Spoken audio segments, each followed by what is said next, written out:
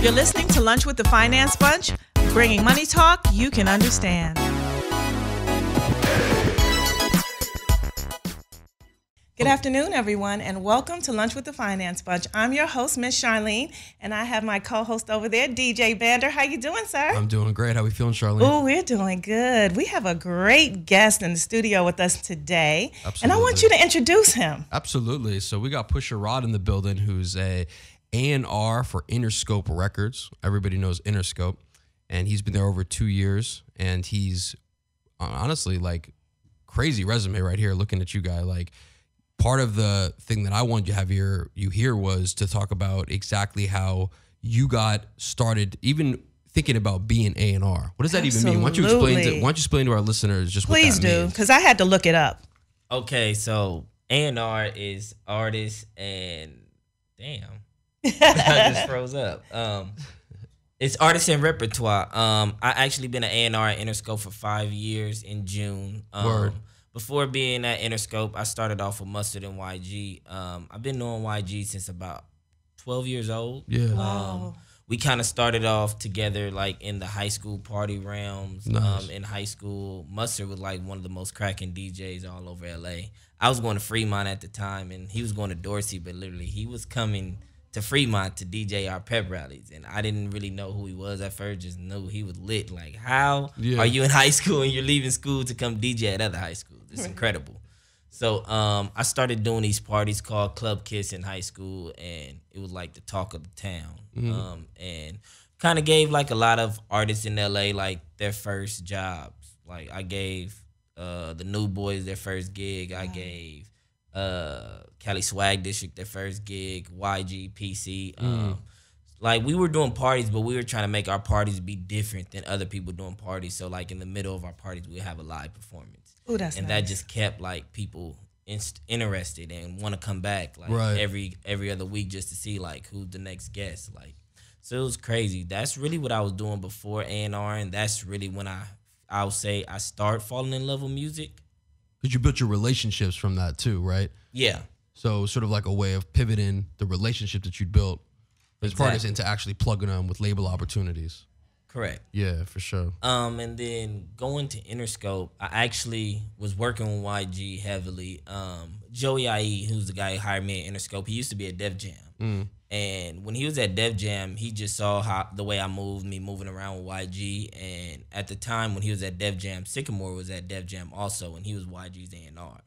And I just was very hands-on, very involved in everything, from the live show to being in the studio, bringing producers, making sure the sound was right, everything. And Sycamore just pulled me to the side one day and told me, like, you know what you're doing is like A&R work, right? And I'm like, nah, I'm just a good homie. Like a good homie. I'm like, yeah, I just want to make, like, if YG shit is straight, we all straight. If his shit fuck up, if he fall off, can we cuss on here? Well, you already did, so it's okay. Yeah, it's okay. It's fine. Just making sure. We're a progressive radio program. Right. Just making sure. PG/R. Okay. Like, if YG stuff is together, we're all straight. Like, and that was just one of the main goals, trying to make it easier on the artist and building my relationship with the artist. And then from that, I started building relationships with people like A$AP Rocky, A$AP Ferg, Ian Connor. Like, that started my New York friendships. Then we went down to Atlanta, and then I started building relationships with people like Buddha Bless, Southside, Metro. Then just everywhere we went, like, I would lend the extra reaching hand just to talk with people while we're sitting in the studio, because YG could be working with another producer at this time or doing this at this time. And I just want to build a relationship, want to understand like what everybody's been through. And then from that, I built my own personal relationship. So by the time I got to Interscope, I had real a full friends. resume too. Yeah. Wow. Because I was going to ask you, did Interscope approach you or did you approach them? How does that work? Well, it kind of got started when, like I told you, Joey IE, he was at Def Jam at the time with YG. And then from there, he went over to Interscope, and then he was just trying to rebuild Interscope, rebrand it. He was looking to hire his whole new team. Right. And he reached out to Sycamore. He reached out to Steve-O. Those were a couple of people who I grew up just working under and understanding the game from, like, who's the it guy in LA? And they said it was me. That's then, so cool. Yeah. That's what's up. So I always make sure I shout out Sycamore and Steve-O because those were two of the people who make sure I got my first shot. And then from there, I was on Yo Gotti's tour. YG was opening up for Yo Gotti. We came back. I went and met with Joey, told him, like, I want to take this music stuff more serious. I'm trying to figure out how to get out of tour management and being on the road all the time to actually working with artists and using the relationships I have to build artists because that's what I want to do. And then he was like, yeah, well, I just got over here. I'm trying to figure it out. Let me put things together, and then we can sit down and have a meeting. A couple weeks later, came in for a meeting to figure it out. It went great. Then I went and met with John Janik. Shout out John Janik. We talked about artists, and I just gave him my real opinion on stuff. Like, I wasn't sugarcoating anything. If they were signed to Interscope, if they were artists, Interscope was looking to sign. For sure. I just told him how I felt. And some of the people he asked me about, I guess it was like trick questions because they were my friends. But I had to give my honest opinion. And then, that led to me working at Interscope, and I'll be there for 5 years come June. Oh, that is I'm sorry. I sold you, so cool. Yeah, I sold you short. I thought it said 2 years, but that must have been an older article. Yeah, that is so cool. The Professional Homies article with the hundreds. Yeah, that's what's about up. 3 years ago. So you represent, would you say right now you representing more on the artist side? Do you work with producers? Like who do you prefer working with too in your roster?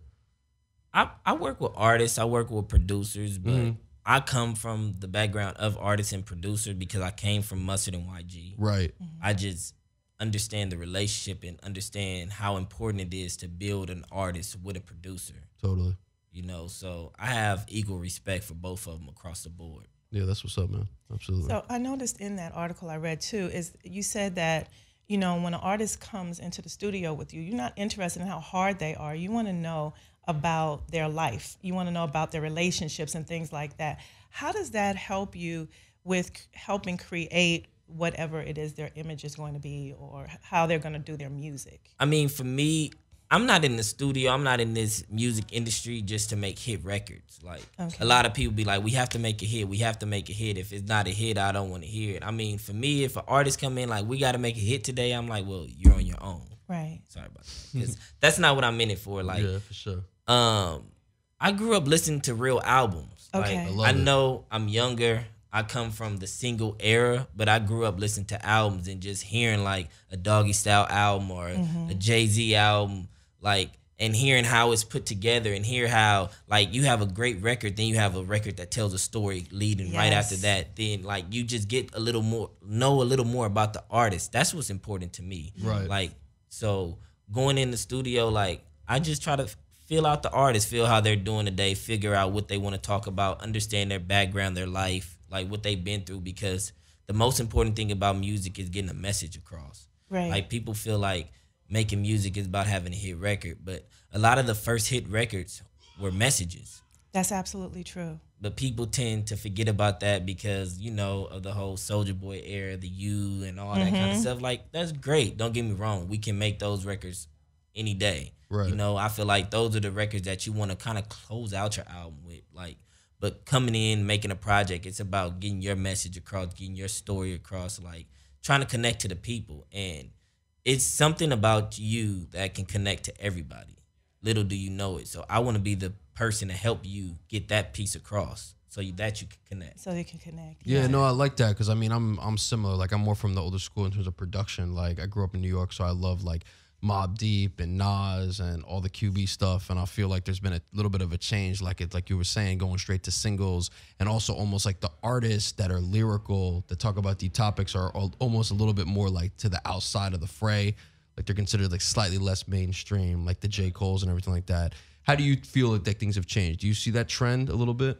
Yeah, I know music has changed a lot, but I feel like it's people like me, it's people like Dash, it's people like Sycamore, it's people like Steve-O, people like Tim Glover, who's like trying to bring that real aspect back to the music. Like, yeah, that's what's up. So I've good. watched like Dash do what he has done like this past year with Juice WRLD, and it's just been incredible. And it's just like Juice WRLD speaks to a certain type of people, and Juice WRLD is about to drop his second album, and he had a lot of mainstream success, but he didn't drift away from himself. So I feel like this second album, like people are gonna buy into it a lot more because he stayed true to himself.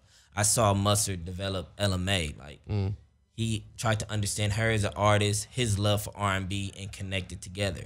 Just like I said with Sycamore, like I worked close hand with Sycamore working on YG's first album, and it was like we had hit records, but it wasn't about having hit records. It was about telling a real story, a complete and story. getting his life across, so you understood him as an artist. Because before his album, we had Bitches Ain't Shit, we had Tooted and Booted, we had I'm Good, we had street hits, we had records that people loved, but it was like, is he a single artist or is he a real artist? And working on that first album, it was trying to get that across, like, no, YG's not just here to give you a good record in the club, but he's a real artist and he has a real story to get across.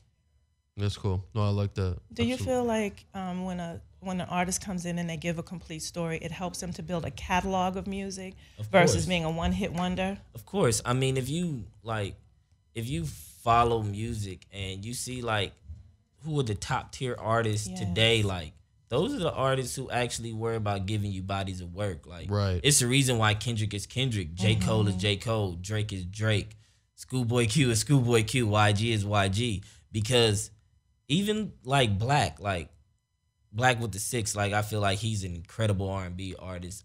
His first project was Free Black, and it told the story of what he went through, and it was called Free Black because he felt free from what he went through to his new situation. And getting that across is so important.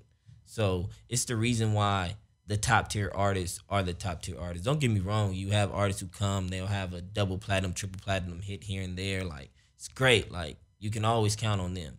But it's a reason why certain people are here. It's just like Yo Gotti. He gives you a hit record every year. Yeah. But he also follows up with a good project. And he doesn't drift away from his story. Like, it's the reason why Young Jeezy's Young Jeezy. Like, you know what you're going to get when you hear a Young Jeezy album. Like, yeah, he's been talking about the same thing for years, but he just gets more in depth with it. And he stays to the culture that he's from. And how much of it is also like the work ethic and the mental stability of these artists too? Do you look for that too, right? It's a big part of it. I work hard, so yes, you do. If you're not a hard worker, I can't be in the room with you. With it. Yeah, it's like, no, I feel you. This isn't like for me. This isn't a 9 to 5. This is my life. Yeah, for sure. I be in the studio every night to 3 to 5 a.m. Get home, go to sleep, wake up 9 a.m. Get ready, grind it out, eat some breakfast, to the office. In the office for a few hours, leave the office, hit the gym, leave the gym, back in the studio. So that's a day in the life of Pusha Rod. Yes. Yeah. Wow. A lot of hours. We heard. Yeah, absolutely. But you know what? I respect that because in my age group, you know, like when we were trying to get to the place we wanted to be, we had to work hard, That's you it. know? And, you know, I think sometimes that part of it gets missed because of Instagram and all the social media. They only see the flash parts. You know, they don't see the getting up early in the morning after 4 hours of sleep, hitting the gym and all of that. So I really feel it's important that you made that point because some people think they can wake up at 6 o'clock in the evening and get started and work for 4 hours. The day is completely gone and you've missed a greater part of the day. So I appreciate you bringing that to the forefront. Now, I had another question because, like I said, I didn't know exactly what A&R did. I mean, it sounded sexy, right, because it's in music industry and all that, so I looked it up. And I want to know, like, are you under a lot of pressure? And if you are, how do you deal with that pressure? Because you have to, like... Deliver. You got to deliver. How do you deal with that? I mean, of course it's pressure, but at the same time, I do what I love. Yes. And I love what I do. So, I mean, as long as... For me, it's staying grassrooted with the artist. Okay. As long as me and my artist see eye to eye and I'm in constant contact with my artist and we're trying to build, like, I'm not worried about the pressure. Okay. Because at the end of the day, you're as good as your last hit. You're as good as your last project. I saw that. And as long as I stay consistent with the artist who I believe in and keep going and attacking and going to strive keep having that more. New work. Yeah. Exactly. It's gonna happen. And you know, just from what I've done and who I'm around and how hard I work, like, artists fuck with me. They want to come work with me because they understand, like, yo, I'm not here for the single. I'm not here to make you a one-hit wonder, make you make a couple $1,000s. Like I want artists who want to be here for a lifetime. For sure. Like, so, I mean, yeah, it's pressure, but I'm ready for it. Right. Yeah, because it's something you love. Like you said, Exactly. this is what you're doing, what you love, not what you like. And, you know, I wanted to make this point because, you know, we have a lot of young listeners who, you know, they want to get into A&R, they want to be producers, they want to be writers, they want to do all these things. And so when they look at someone like you and they see how hard you work, it kind of sets them up for a different pace, you know. And to say you've been in A&R and work for Interscope for 5 years and that you had a prior life to that where you were in a space where you were there helping in any way you can. And I think that's really important. So on this show, we talk about, you know, finance and we talk about, you know, longevity in the thing that you love.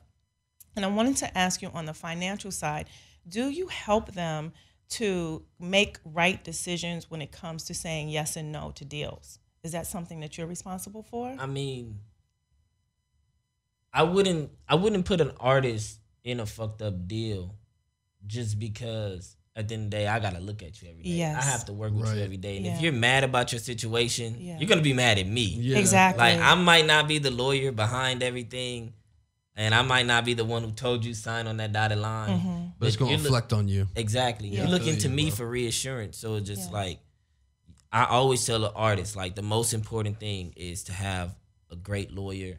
Yes. And not just a lawyer with a name, but a lawyer that fucks with you. Cares Like, about you. absolutely. Cares about you as a person, cares about your financial stability, cares about like where you're going in life. Not just, oh, let's get the most money here and then you be stuck in a situation. But like every deal is different. Like Yes. some people want more on this side, some people want more on that side, but you need to know what you want. You need to have a great lawyer who can go out and get it and a great manager who's going to stand behind you and make sure that all those dots are connected. Me, I work for the label. I bring you to the label. I'll fight for you, but your deal is your deal. Is your deal. You just have to make sure you have a strong team behind you who helps you make the right decisions when you're signing a deal. That is so cool. Yeah, That's I like cool. that. Yeah, because, you know, I think that as artists, and I'm from the financial world, you know, and so I get to see a lot on the other side, you know, the home purchases, the car purchases, and all those things that can be almost immobilizing after a while financially. So that's why I was asking that question, because I see that in a lot of cases they'll get this upfront money and they'll think it's their free money and they go out and buy. That's a loan. That's a loan. Yeah. It's a loan and you're gonna have to pay that loan back. That money is to make sure that you can take care of yourself while you get your music together. Right. While you're finding out, once you sign It's like your a deal, credit line. Exactly. Once you Yeah. sign your deal, it's about making the music. Yes. Then you need to make sure you're with a great agency and Yes. you're touring and you're doing other things to make other income before you just spend all this money. Like, that upfront money is not to go buy you the new AP. It's not to go buy you the new chain and go get the Right. new Bentley. Like, go get the 36th floor condo. No, Well, I think it's like, funny. I don't know if you heard that interview with T-Pain recently where he was saying how he was first offered $900K when he was 18 as a prepayment from the label, and Akon stepped to him and was like, "Look, I'll offer you $20K. I can offer you $1 million, but I'll give you $20,000, no loan, and a career." Yes. And he ended up going with that play, and that was the move. So, do you think a lot of it too is also, you know, not always trying to get the big advanced payout, but looking at it in terms of really solidifying yourself as a brand and just going for the long money in the end, you know? Again, I'll reiterate, like, it's important to have a great team structure. Yes. Right. A great lawyer. Yes. Like, so if you want the big upfront and you go and tell your lawyer that's what you want, That's what he's gonna fight for. that's what he's gonna fight No, for. for sure. But if you want the long time career and you want masters and you want this and you want this and you want that, like, and that's what you tell your lawyer, that's what he's gonna fight for. So, like, just understand this is the music industry. This is the Yes. music business. Like, it's a business. It's a business. Money needs to be made for you to get more money. Yes. That's it. So, like, you need to understand that it's not just about putting out music. The more music you put out, like, No, it's about putting out quality music and putting out music that's going to connect to people. So people will stream it more. So people will buy it more, and they'll buy into you as a brand. Yeah, I love it. I love that. I had another question. Oh, I got a lot of questions over here for you. Ask away. Now that I absolutely know what you do, but you know what? I don't want to get in the middle of a question and then have to stop you. So we're going to take a station break, and we're going to come right back with more questions for Pusha Rod. Sounds good. Let's go. Hello, everyone. I'm DJ Bander. You're listening to Lunch with the Finance Bunch. With me, as always, is Charlene. We've got Pusha Rod in the building, an amazing A&R for Interscope. Pusha, we appreciate all the questions you've been answering for us. I wanted to get into a little bit about the change in monetization of music these days. You know, when I first started putting out records myself, it was in time when they were selling more individual album sales. And we've seen this pivot now into streaming. And I was just wondering what you think about how that's changed and how it kind of changed in terms of strategy for artists and producers when they're putting out their music. I mean, I think streaming is wonderful because, like, for a long time after, what was it, like, Dat Piff and all these LimeWire and all these programs, like, everybody was getting all your music for free. Right. So it didn't make sense to put out albums and to work hard to put out because they're just going to jack it anyway. Exactly. So people and then Lil Wayne, of course, one of the greatest artists of all time. He came in with this mixtape game, and he was dropping a mixtape every few months. And then every artist started to follow him and start to drop mixtapes because it didn't make sense to drop albums. But streaming helped that because it's like now, yeah, you can work on a mixtape, and now you can get paid for it. You get paid off the streams. Like, for a long time, where did all that money go? Right. You know what I'm saying? Artists, like, it's a lot of artists who actually live independently off mixtapes now, and just dropping consecutive music on Apple Music and Spotify and stuff like that, and they're paying and Tidal. Shout out Jay-Z and Tidal. Always got to mention Tidal. Absolutely. But they're paying these artists to put out their bodies of work. So now they have money to invest more into their music. So I feel like the streaming age, it helped us. Not a lot of people think that, oh, it's this many streams to do this or this, but it's just like, yo, five years ago, it didn't even, you could have got a 2, 3, 4, 10 million views and you didn't make a cent. Right. So it's like, I feel like this streaming age, it just helped that curve that was invented to, like, consolidates the monetization. Exactly. In a way, because it's like people are more likely to be like, oh, okay, yeah, I can stream it. It only costs me like $9 a month to listen to everything I want. And if they love your music, you're actually getting direct payoff for that. Exactly. Yeah, no, that's what's good. No, I like that. And you can feed your family off of that. Exactly. Yeah, for sure. Multiple streams of income, guys. Multiple streams of income. Yeah, and it's long term and it's passive, you know what I mean, too, at the same time, which is super, was really cool.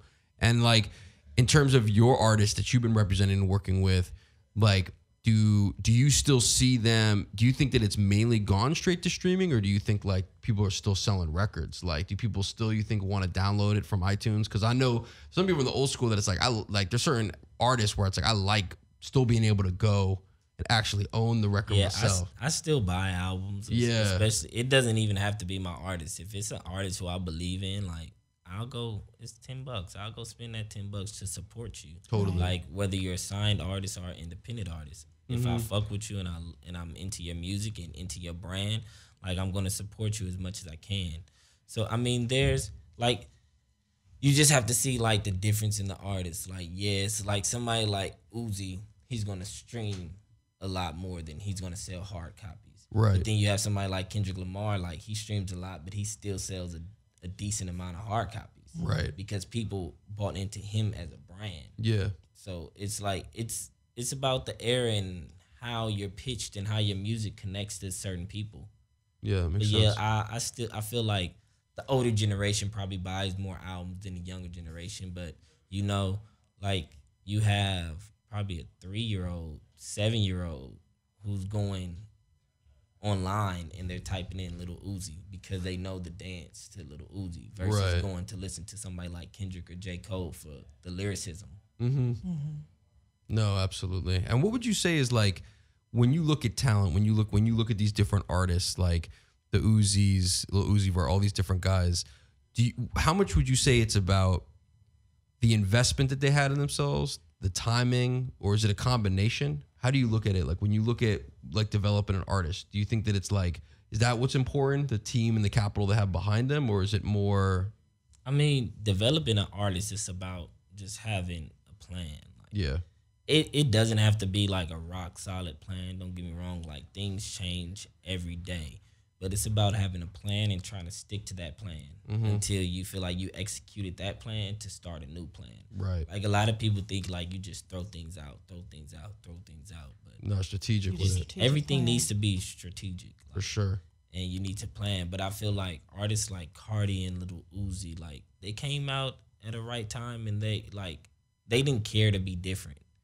Like they did, their music is just like, to me, it's like it's rap, but it also has like a beatbox feel to it. Like you know, people use it, but that's music, Right. Like nobody can say that you doing this or saying oohs and ahs in your raps isn't rapping. Like it's still music. It has a feeling to it. And when you hear a Uzi song or a Cardi song, you can't tell me that you don't have that feeling. Old school, new school, no matter what. Like Magnolia had a feeling to it. EXO Tour Life had a feeling to it. That's why those songs are major hits. Like Right. it's like it's still connected to everybody because the feeling of the record. Like, and that's important. Totally. And the production value too. And how much music do you listen to all day? Because I know people are probably sending you music and tracks all day, every day. So how do you filter through all of that? I try to limit myself to not go too crazy because I don't want to like flush my ears or anything like that. Right. But I go through my Instagram. I at least listen to probably like, I probably get hit up by probably like 40 to 80 artists a day. I try to listen to at least half of those artists, even if I don't make it through the whole song. Like I'll try to start it and I'll give it a chance. Yeah.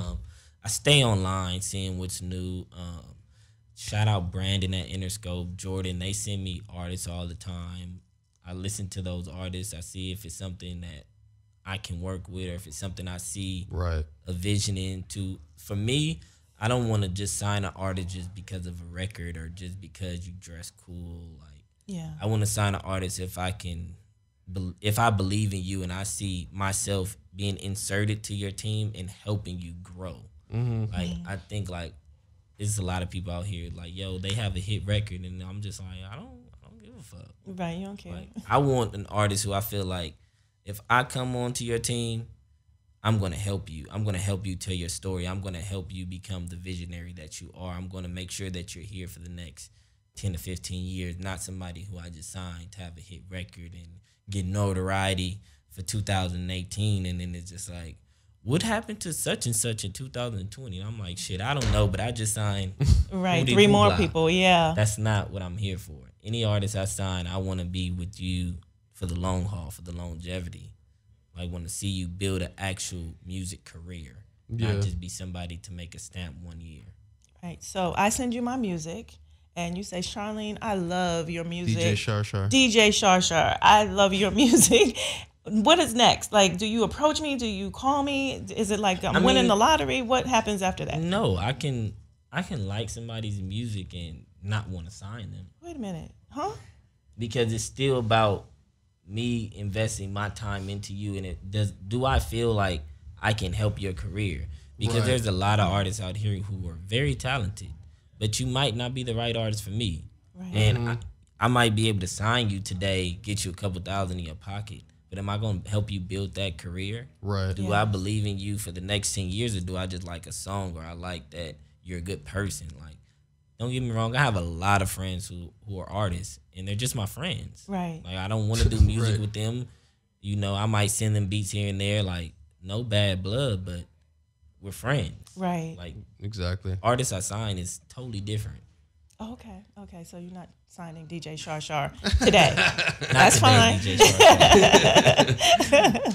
Yeah, and No, go ahead. You know, so and like, what advice would you say to, you know, whether it be a rapper, like producers, you know, who are on their grind, their catalog, like when it comes to approaching you, what is the way that you get a more positive response? Like, how do you get a positive response out of Pusha Rod versus kind of like an off-putting response? Like, what is the style that people come at you? I mean, like, people come at me all different ways. They come at me on Instagram. Like, they come at me when I'm out. Like, my only thing is, like, yo, if you see me out with my son or you see me out shopping or eating food, don't come to me.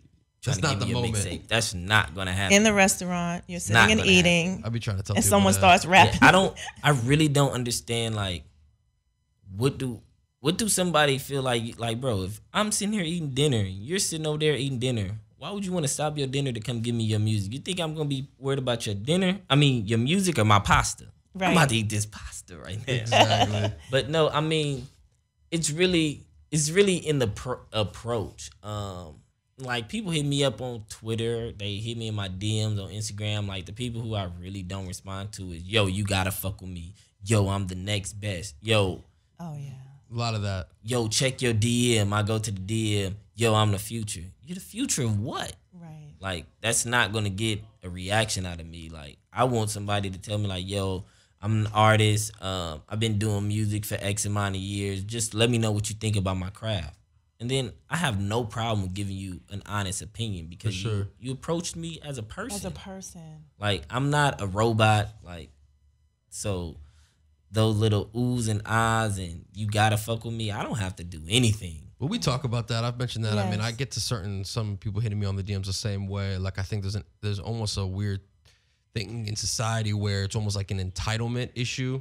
Like, if you have notoriety or you're in a position of power around something that relates to their craft, there's sort of like an angle of like, oh, like I deserve to have their time. Like, I deserve to have their interest in something. But why? Right. No, exactly. It's the same thing with like approaching celebrities for pictures. You know what I mean? It's that same syndrome. You know what I mean? Well, it's disrespectful on one level, and then it's really like a spirit of lack. Like, they're afraid that this is the only opportunity they'll get. And so they're interrupting meals. And so, what happens is you project, an image of yourself built out of fear, and it becomes who you are because you're so busy trying to make it not who you are. So I'd like to say, be respectful when you see people out enjoying their family and their friends.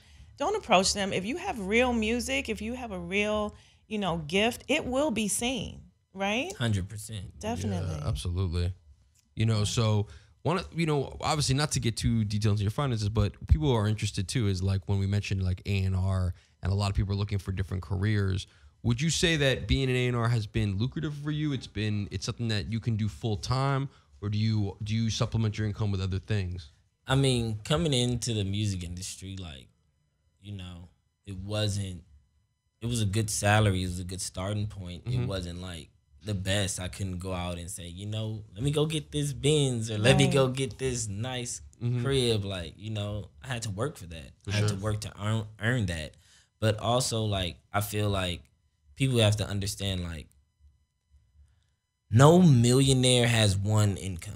That's it. Please say that again. Like, we love no that. millionaire has one income. Right. Like, if you're a business and you're a brand, you have to understand how to build and make things happen off of your brand. Right. Like, and if you're doing this, you need to be trying to figure out how this can connect to that. Like, for me, I'm in the music business, so I'm involved in all parts of the music business. I actually released a video game in December of last year. Nice. It's called Hop Out Streets of LA, and it's about me running through LA, collecting coins, collecting my dollar. Like, everything's about making money in these streets. So it's like I tried to put that in a game and just, try to branch off of other things that I can do to make income. Right. Because I'm trying to be a mogul.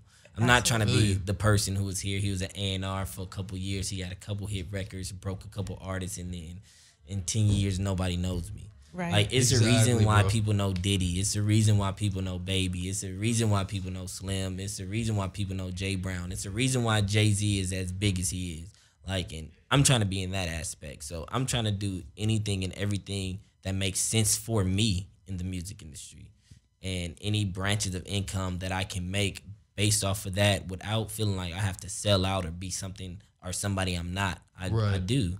Like, I have my own line. It's called damn, I just got stuck for a second. It's all good. That's okay. It'll come to you. Yeah, I have my own brand. It's called Push. It's praying to something happen. I have sweatshirts. I have hoodies. People buying, people support it because they understand the message that's in between it. You know, also work with a couple producers. Also work with a couple artists on the side. Like just helping to build out my full story. Yes. Because it's like I said, it's about making money and making moves in every part of the music industry. Because I'm only going to be hot in this realm for so long. I'm only going to be this young, cool A&R with these tattoos for so long before I become the old head. Oh, yes. And so while I'm the young guy, I just want to make sure that I branch off and do whatever I can do to make sure that my name becomes a household name so that in 10, 15 years, I'm like the Jay Brown. No, I love that. Yeah, no, it's really interesting too. And it seems like, you know, a lot of people kind of miss that aspect of building their brand, you know, and they kind of feel like they sort of look at it as like, you know, quick cash. They don't understand those elements. We talk about that a lot here on the show. It's really important for our listeners to understand what it really takes to develop wealth, to develop, you know, a sense of establishment, like Definitely. in society. You know, and so in terms of different things that you recommend to artists or entrepreneurs in general to study, but especially in the music industry, I know that, you know, for example, publishing is a really important aspect of it, and understanding the math behind that, and understanding the importance, you know, like I know whenever I work with anybody, first off the top is let's get at least a Roughriders agreement put together before anybody even walks out of the studio. And I always am schooling younger artists on that and being like, make sure you get your writer's agreement tight, you know what I mean, and get a basic structure for that. Do you drop those kinds of gems on your, of course, right? It can be hectic if you have 10 people in a room when you're making a record, and then you have one friend who said, "Matt, hey, you should say such and such." Yeah. Or you should do such and such. And you just thinking like, oh, this is my friend helping you out. But no, they get a percent of that record. Yeah. And if you don't talk about it early on, you know, it can come back and they can feel like what they told you was the most valuable piece of that record. And they can be like, well, I wasn't in the publishing, I wasn't in the splits. I want 30% of the record, or the record comes down. And then you're thinking like, damn. Now what? Damn, do I give them 30% or what do I do? And it's just like, bro, if you're gonna have people in the room and especially if you're gonna have musicians that's in the room. Like, exactly. A lot of people think like, yo, I wanna have this crazy album, and I want to have this person playing the keys and this person on the drums and this person on the guitar. That's all slices that's going away. You also have to understand that those people could be in the union, and the union can work very tricky because when a musician is come in the room, they're like, they could have only worked for 2 hours, an hour. If you didn't tell them that they're done, they're still on the clock. Right. Wow. Okay. So you could be thinking like, yeah, it's gonna cost me a couple $100, but this session could actually cost you like 15, 20 grand. Wow, because everybody in the room is partying with you, but they're also on the clock. On the clock until you tell them that they're done. Wow. So when you tell them that they're done, it's up to them if they want to stick around and chill and drink and all that stuff. But if you don't tell them they're done, then they paid to party with running you. up our bag. Yeah. Wow. I was in the session for 12 hours, so I should be compensated for 12 hours. Ooh, that stings. So when we come back, we're going to talk more about the money part of this because that's the part I want to hear about too. So we'll be right back with Pusha Rod talking about the music industry and the money that can be made. And we're back in the studio with Pusha Rod, and we're having an amazing conversation about all the different aspects of what makes you you, right? But I want to talk about right now is the money aspect of the music industry, and how do you see that in what you do? And so my question is this. First of all, you've got all these different multiple streams of income that you are a part of. You have a clothing line. Correct. Is that correct? And then you are A&R, and then you also have artists that you work with outside of that too. Is that correct? Producers, right, that you work with outside of that. So that's 3 or 4 different incomes. A lot of times people look at this show and they look at it from the financial perspective, and when they see that there's the ability to create that kind of income, that's great. But do you spend at the same rate that you make money, or do you save money too? I'm a brand, so I have to continue to invest in my brand. Yes. Invest in my imagery. Because like at the end of the day, the hip hop realm and the rock pop realm are totally different. Like, Okay. it's certain things like when you go talk to these artists and you know they got a little money in their pocket, like, and you pulling up, you know, in the Yes. Prius, they looking like, well, how you gonna tell Right. me you gonna make me a millionaire? Yes. So it's like, it's certain things, don't get me wrong, it's certain things that I do invest in myself, but I also gift myself because I work very hard. Yes. But you always need to save money. Saving money is very important. Like, That's I it. wouldn't tell anybody, like, if you only got $10,000 in your account, don't go buy a bus down. Right. Yeah. Wait. You're gonna need that. You don't need that $10,000. If you only got $10,000 in your account, that means you really only have about $9,000 in your account. Yeah, exactly. Yes. But yeah, it's very important to put money away, to save money. Like, I put money away for my son out of every check I get from everything, just to make sure that he's well off in his future. That he's gonna have Love money that. if in a few years when he's ready to go to college. Maybe I'm not financially stable anymore, but it's gonna be money put away to the side for him that For the I future. can't touch. That generational wealth right there. Exactly. Yeah. But yeah, it's very important to save. I save, I spend, I save. I try to balance. It's a balance in Yeah, that, it right? has to be. Yeah, I like that because, you know, so many times I see, and I'm concerned about that. And one of the reasons I started this show was really to talk to the millennials and to see if we could find balance. Because when they get to my age, I want them to be able to do some of the things and have the kind of freedoms that they're going to want to have at that age. So I love hearing you say that because it is a balancing act. You Absolutely. do, you know, you don't want to deprive yourself. You want to have the nice cars, the nice house, all of the things that you're attracted to because you're successful. Mm-hmm. But on the other side of it, you want to be able to maintain a lifestyle over time. You know, That's DJ it. Bander and I talk about that a lot. You don't want to be the artist sitting in the one room with all of these beautiful awards around you and a box full of jewelry that you can't sell, and you can't go to the grocery store at the end of the week.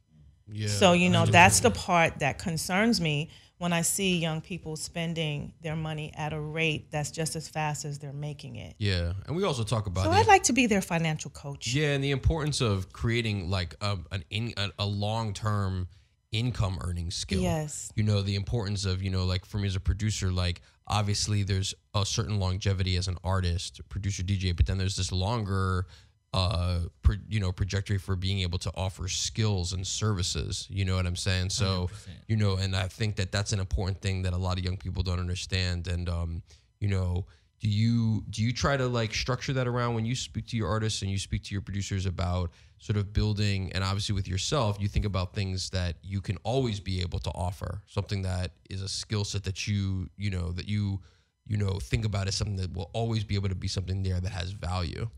I mean, yeah, you should always have value in yourself and understand, like, it's something about you that makes you stand out differently, different than the next person. Yes. And I tell any producer, like, yo, you're producing, like, and you're making everything on the computer, that's great. But you need to pick up an instrument. That's right. You need I to learn love how to that. play the guitar, learn how to play the keys, actually love learn that. how to play the drums, like, because that can be here forever. I love that, man. Like, I tell my artists too, like, pick up something else. Like, pick up something that's around what you do, because you don't know how long you're going to be doing what you're doing. Exactly. But it's certain things that you can do to add extra value to yourself, because, yeah, like, a lot of artists are into digital beats. But, like, a lot of these musicians who's been around for decades are still getting the big check. Like, That's it's right. the reason why Terrence Martin is still who he is. It's the reason why you can catch Terrence Martin on a YG album, on a Kendrick Lamar album, on a Travis Scott album, and then on an Aaron Ray album. Musicality. You know, because he's great at what he does. And he adds a certain emotion. There's a certain emotion when you come in playing a live instrument versus just clicking 1, 2. I love Like, that. so, and if you could do that, like, that's timeless. Like, there's only so many instruments. Yes. I don't even know when the last instrument was made, but I guarantee you it was a while ago. And it's just like, if you could pick up one of those, you'll have timeless music. Well, I love that because it's Yes. also talks about versatility and production. I mean, I tell like a lot of my young co-producers that, because a lot of them, they make some amazing trap 808 beats, but it's all just keyboard and mouse. And I tell them, pick up an instrument and learn that, and singers too, because that's going to open up doors, to do other stuff. Like I'm, film scoring, orchestration. And those are all things that require you to actually have traditional music training. And it transcends time, I watch some of these older artists and they're tired of touring, but they have to. Right. They're tired of touring, but they have to, because they haven't developed multiple streams of income where they have passive income that's still paying them. Yeah, man. Like if there's anybody in this new school that you should pay a lot of attention to, I would say pay attention to Nipsey Hussle. Like his name ain't Hustle just to sound cool. Right. Like literally, he's from the Crenshaw and Slauson, the Crenshaw district area. Like he grew up selling drugs in front of this one corner, and now he owns that corner. Yeah. Wow. Like he owns apartment buildings all over LA, duplexes, houses all over LA, to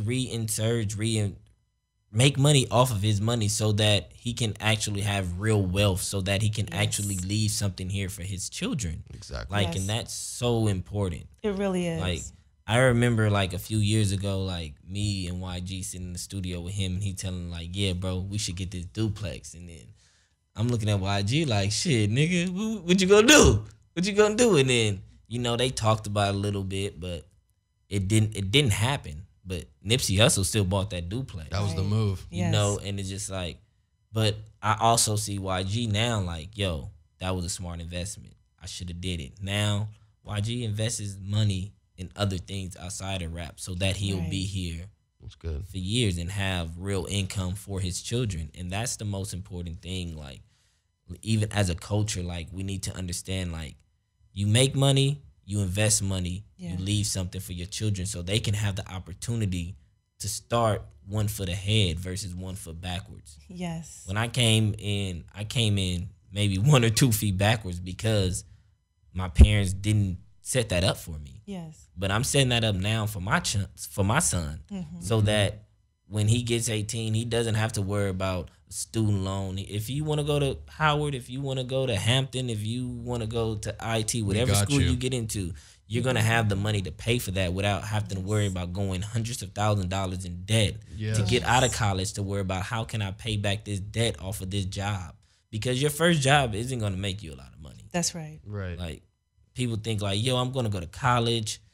I'm going to be great. I'm going to go get my bachelor's, then I'm going to go get my master's, and then it's just like, by the time you get your master's, you see how much debt you in, and you go get this job and you're only making $200,000 a year, but you have to pay back $40,000 a year just on student loans versus how much money you have to get back on taxes. And taxes is a total different thing. Yeah. Like, people don't understand. You can make if you got a job and you're making $100,000, as soon as you make $110,000, your tax bracket change. That's right. As soon as you get to 200, your tax bracket change again. As soon as you get to 250, your tax brackets change again. And you're just like, yo, I'm thinking I'm making all this money and I'm really only making double what somebody at McDonald's made because you didn't pay attention. Yes. Like, doing what you're doing and making money is so important, and reinvesting it is so important. I tell anybody out there, like, if you got it, invest it. I love that. I love it. Thank you so much. Yeah, I'm glad, because they'll listen to it coming from you.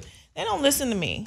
So I like that. I really do. I I'm really gonna do. invest it. I'm gonna be here. That's the move, man. Definitely. Well, we've really appreciated your time, and you've been so candid with all these questions. I want to wrap it up by giving you an opportunity to talk to our listeners about how you'd like them to connect with you. Tell them maybe about your social media, any websites, or like how like you mentioned earlier, the way you like to get approached, let everybody know, For sure. Well, my Instagram, my Twitter is the same thing, Pusha Rod. You can follow me.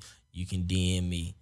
You can send me links to your music. Just understand when you're doing it, like, this is a business. So I'm only going to respect you as the way you want to be respected. If you come at me disrespectful, like 9 times out of 10, I'm probably not gonna look at it. If you told me like you're the future and I'll regret it if I miss out, well, shit, I might just have to miss out and just bank on my own. Quote of the year. That's the quote of the day. Yes. Yo, I'm the future, man.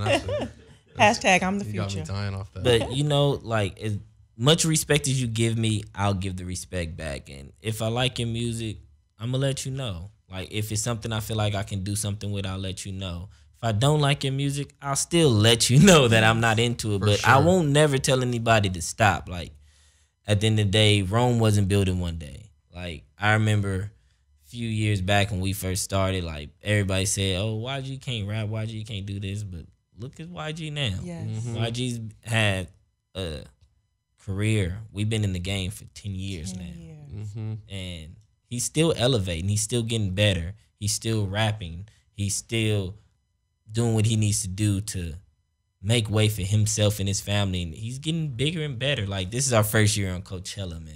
It's that's so big. Like, huge. YG's been wanting to be on Coachella forever. Now he's on Coachella, and he actually has a great spot. That's so cool. So it's important just to keep thriving and keep going after the things you believe in. For sure. But yeah, you can follow me at Pusha Rod. Go download my video game. It's in the iTunes store. It's called Hop Out Streets of LA. It's a great game. I'm gonna go check that out. No violence in there. Like, it's something to play when you're busy. If you're in an Uber ride going somewhere, gain some dollars. That's so cool. I love it. Well, you know what, Pusha Rod, I want to personally thank you for coming on. Absolutely. This has been a great interview. I've learned a lot. I'm sure our listeners have learned a lot. And I just want to ask you, on recording, will you come back to see us again? Of course. I'll come back. I enjoyed this interview. I enjoyed you guys having me here and just, picking my brain a little bit, keeping me on my toes. Some of the questions you gave me, I wasn't ready for them. But, I gave you my best You did answer. well. You did You well. did So well. thank you so much. Thank you, Pusha. Ooh, I'm Miss Charlene. And I am DJ Bander. And we want to thank you for listening to Lunch with the Finance Bunch. We're on Dash Talk X. And we'll see you next week. Thank you for watching, everyone. Be sure to find us on Instagram at The Finance Bunch and listen to us every Tuesday on Dash Talk X.